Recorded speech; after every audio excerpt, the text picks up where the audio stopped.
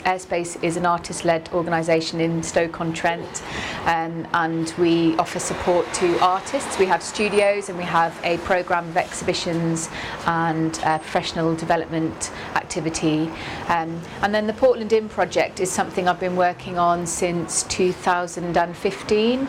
It's an area of the city about 10 minutes walk away from AirSpace, and I live there, and it's an area and a community where there are very few community resources, and it's a project to basically transform a disused pub into a community asset and a creative sort of art space really for that community, and it's all about developing skills and being able to, as artists, make a difference to the community that we live in. So the aim of the Portland In project in many ways is to think about the value of the arts for supporting changing places. I think actually as artists we've got a lot of skills that we can bring to support people to be empowered to talk about and advocate for themselves. So really the project is all about supporting people to feel more able and empowered in their own lives. Yeah, so sustainability is obviously a massive concern for us as an organisation. We know that actually a lot of art projects across the country are really struggling because of lack of support, lack of funding, and also community spaces are closing all over the country. So it's something that we've thought about a lot.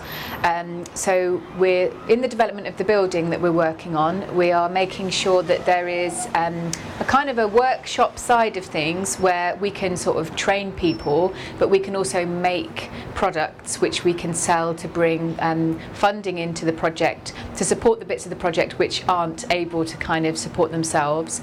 And also we're developing some spaces above the community and creative space which will mean that we can bring artists in regularly, but also we can we can have sort of Airbnb or something like that, so that can bring really needed revenue into the building.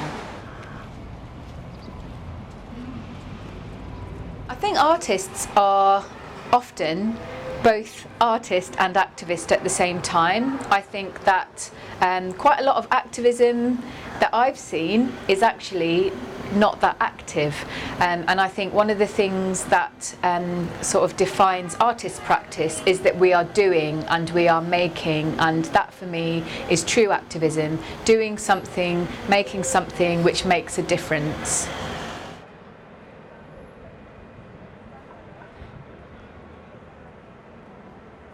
The advice I would give to someone who wants to start their own initiative is that it needs to be something that you really, really care about, because it's going to be a long slog, and at times it's going to be painful and tiring, and so if you love it and you care about it, that's going to keep you going.